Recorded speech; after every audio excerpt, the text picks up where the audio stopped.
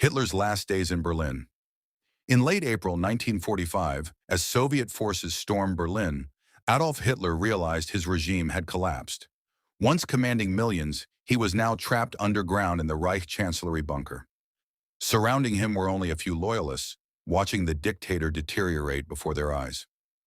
On April 29th, Hitler married his longtime companion Eva Braun in a small ceremony within the bunker. The following day, April 30th, he bid his final farewells. At approximately 3:30 p.m., Hitler and Eva retreated to their private quarters. Moments later, Hitler took a cyanide capsule and shot himself, while Eva died from the poison alone.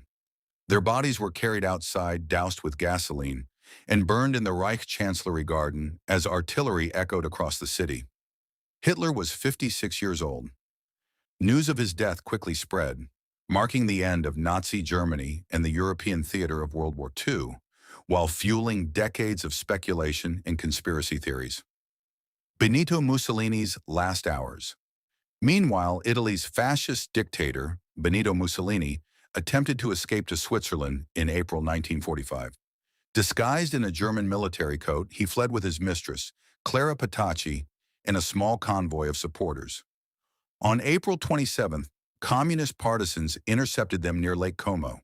Mussolini and Petacci were held overnight and executed the next day, April 28th, at a villa in Giuliano di Mezzegra.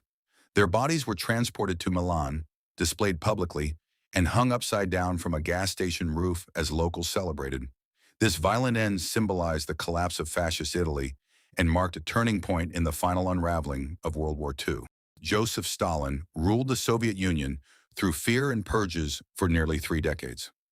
On the night of March 1st, 1953, he retired to his private quarters after a late-night dinner with his inner circle. Hours passed, but no guards were summoned.